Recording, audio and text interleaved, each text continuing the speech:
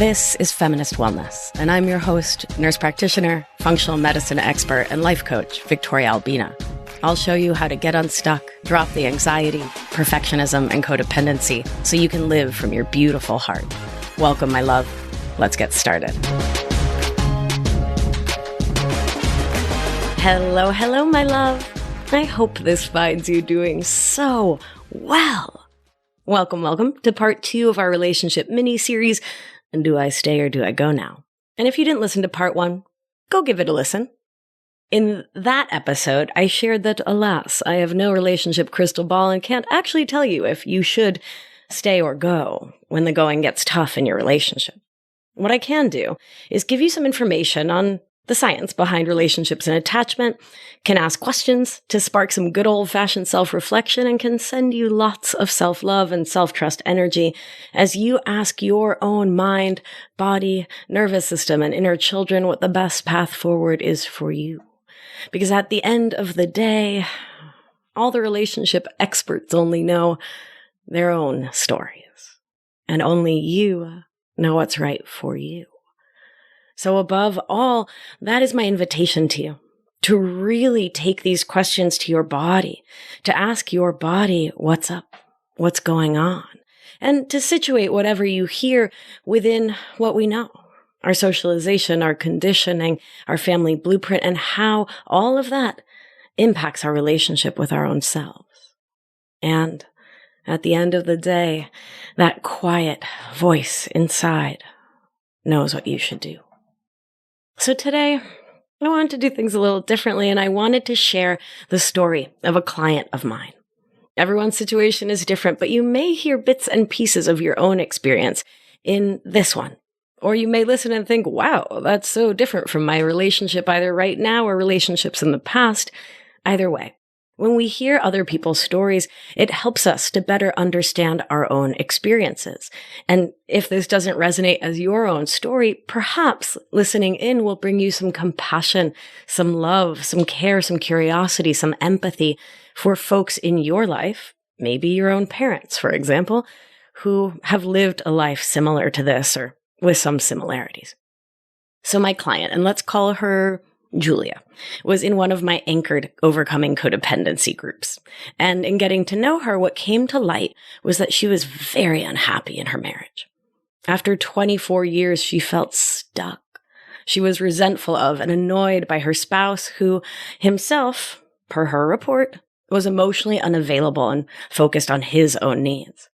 The story she told herself was that she had stayed in it for the kids, but with her 3 kids graduated and out of the house, grandkids rolling in, that excuse was starting to ring hollow. What we came to understand together through coaching was that she was living in what she came to call a prison of my own creation. She had, through her own thoughts and behaviors, contributed to the situation in which she found herself. Married, but feeling completely alone and like she didn't really have a partner. And of course she did that. Of course she made those choices and had those nervous system responses, those thoughts, those feelings. Based on her experience growing up, it only made sense that she would follow the patterns of her own lived experience and would live life based on the lives and relationships that were modeled for her growing up. She was raised by an emotionally unavailable father and a mother who was critical and harsh and made it clear that she preferred her older siblings to Julia. Communication in her childhood home was indirect and largely passive-aggressive, and achievement in the work world was the thing most praised. Grades mattered above all, and Julia never felt safe in her body to show up as her authentic self because she felt judged as a child because, well, per her report, she was. Her size, her looks, her weight, her grades, her chore accomplishment maybe. Those things were the things that mattered. Not her own dreams and desires. And her parents' relationship was the model for her own.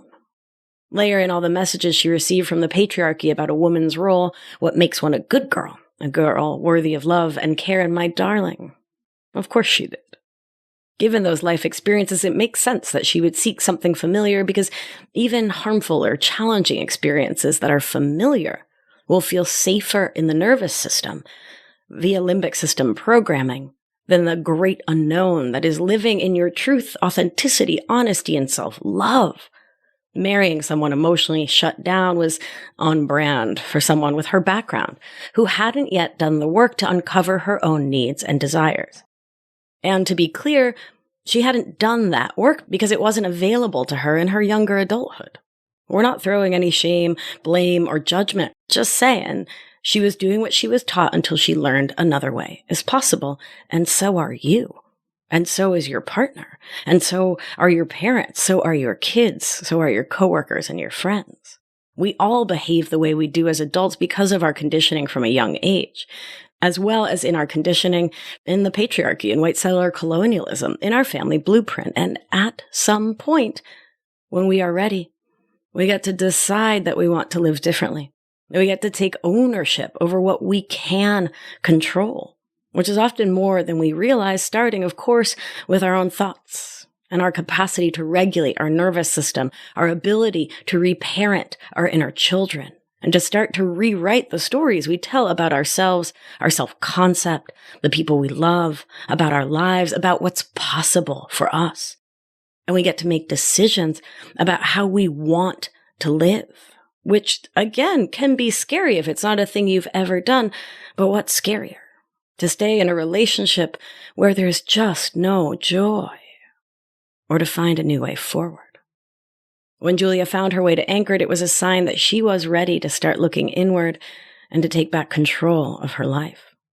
When we start to step out of our habitual, unintentional, conditioned thought patterns, we get to see, and more importantly, to feel in our bodies that joy and peace and calm are available. Pleasure is available. And we have a right to access those things, and it takes work. Breath work, thought work, somatic work. These practices are called work for a reason. They take time, energy, and commitment. And once we are ready, willing, and able to put in the time and effort to really see ourselves clearly and decide to move forward differently, the world and our lives open to us in ways we never may have imagined before. And what I have seen time after time is that while the people in our lives may not change when we do, because we change our relationship to ourselves, our experience of those relationships changes. When life gets challenging, it can be easy to point the fingers at others, and much more challenging to lovingly tune into ourselves and to see how we may have been contributing to where we are now, and what we can start to do differently to shift our reality. Am I saying that all relationship problems can be resolved by looking within? Absolutely not. Sometimes our partners are abusive or demeaning. Sometimes they use words to cut and actions to dismiss us. Sometimes things just aren't working anymore. But the thing is that we can only truly control ourselves. And if we get out of a painful relationship without doing the work of self-reflection, which, by the way, is not self-flagellation, we may find ourselves right back in a similar relationship the next time. Why? Because our super advanced human brains love to stay in our patterns, whether they support us, whether they serve us or not. And as the old saying goes, wherever you go, there you are. Through coaching conversations and the Anchored group work, Julia came to see that, yes, there were challenges in connecting with and communicating with her partner. And in parallel, just as important, the call was coming from inside the house. It was time for her to look within and to commit to doing things differently. When we started to peel back the layers of why she was still married when she had told herself it was for the kids, another aspect of her fear of leaving the relationship came out.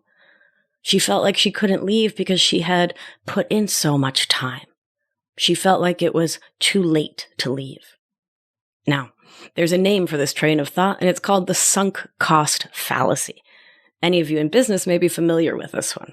The Sunk Cost Fallacy describes the phenomenon whereby people don't want to change a course of action because they've already made an investment.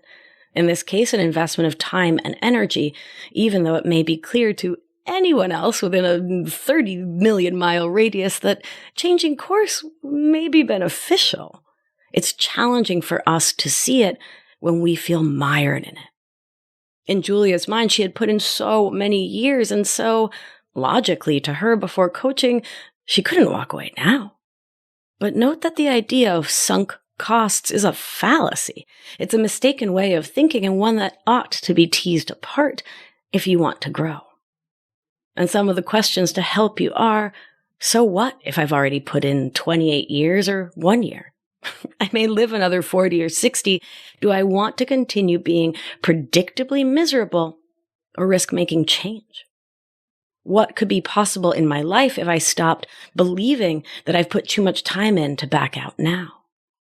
And finally, what is my relationship with regret? We talked about this recently in an episode where I talked about how regret is self-abandonment. And so, are you making decisions now because you fear that you may regret making them? Well, that's saying, I fear that I may abandon myself in the future, so I'm going to continue to abandon me now. What we came to see was that part of what informed Julia's hesitancy to leave her spouse was fear that if she did, she would also be admitting that she had made a mistake, that she had failed at marriage. This line of thinking was a direct offshoot of the codependent thinking that we had uncovered previously. She was so profoundly worried that other people would be upset with her if she ended the marriage that she let the potential of other people's upset justify her staying upset and unhappy. Now, as always, there's some truth here, right? That people may be upset if you end a 28-year marriage or a 2-year relationship. You may get pitying looks from the neighbors or at the PTA or whatever. It may be uncomfortable for a while. Truth. Fair. But, my darling, my perfect tender ravioli, whose life do you want to be living? Would you rather protect the feelings of others and stay in your misery or risk upsetting the apple cart to potentially find your joy? When we suppress our own human birthright of happiness, joy, and fulfilling companionship in order to try to please others, we rob ourselves of so much and then have less to give back to the world. So many of us were taught that being selfish is a problem. And yes, there's a whole episode on this coming out so soon. I take umbrage with that. I think it's important to have a sense of self. It's important to be thoughtful of the people you love and care about and living their lives for them, living your life for them, staying in something that's not working to try to keep them from having a feeling. Well, I don't think that serves anyone. Because in that process, we engage a whole lot of projection. My client was so concerned about what others might think and far less concerned about what she thought and felt. And that's codependent living in a nutshell. Her own thoughts and feelings were clear. Those of others were pure conjecture. When we make our lives about guessing how other people might think or feel, we give away our power and turn it over to what we imagine others may think. Many of you know that my sister taught elementary school for almost 10 years. Jeannie's so amazing. And when her students would start to worry about who thought what about whom, she would remind them.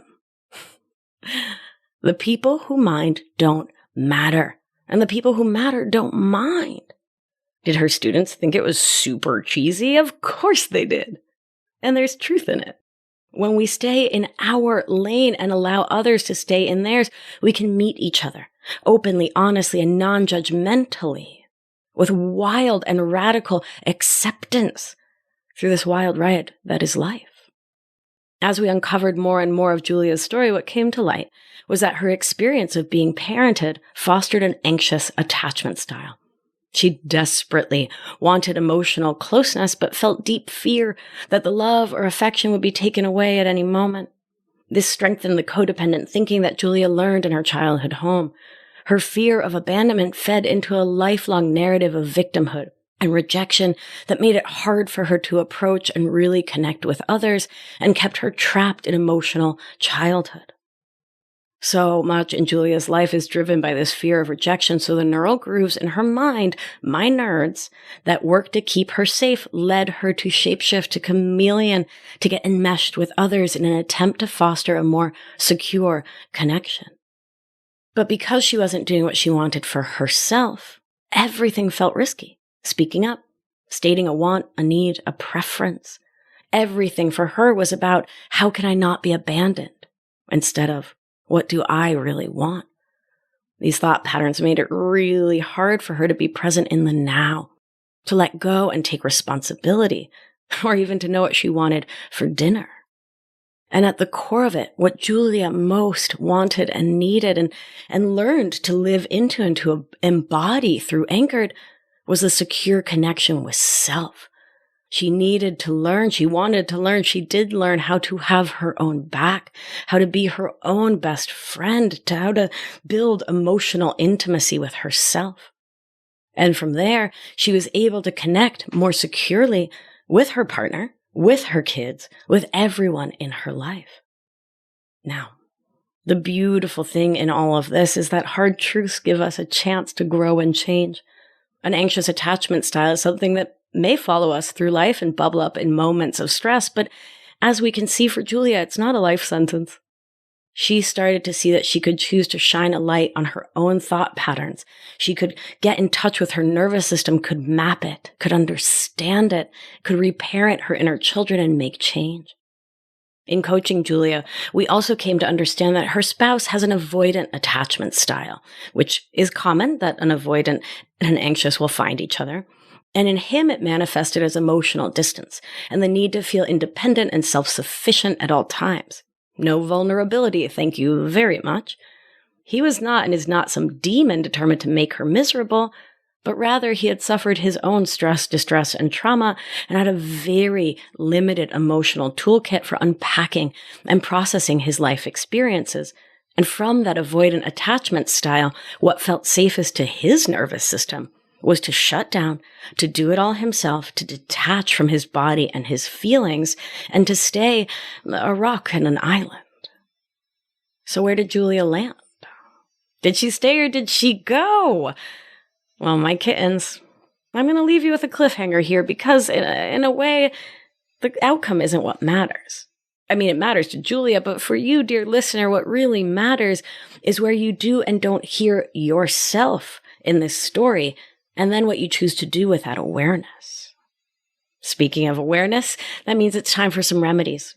I am happy to be a broken record here and to say that the first and most important thing is to get to know yourself, your history, your attachment style, your emotional needs, your love languages, your chronic thoughts, your habitual thoughts, where your brain automatically goes on autopilot. You can ask yourself some questions to help you to get to know yourself, to build that self-intimacy, such as, what helps me to feel loved and seen? What are the ways that I can help myself feel loved and seen before turning to a partner to co-regulate? Because at the end of the day, it's you with you, of course, but there are certain ways of being in relationship that help bolster and support self-love and nervous system regulation in life. Does your partner show love and affection in ways that are compatible with what you want from a partner? If they don't, are you willing to tell them what you want in a relationship and to hold yourself in high enough regard to be clear, honest, and direct? Once you've gotten more clarity around yourself, your history, wants, and needs, it can also help to get curious about your partner. Not in a way that searches for excuses and not in a way that seeks out blame or villainy, but coming from an honest place, can you see your partner for all of who they are? Can you see them holistically? Can you see the full human, their traumas, their hurts, their struggles, their limitations? We talk so much about understanding why we do what we do. Can you give them that same grace?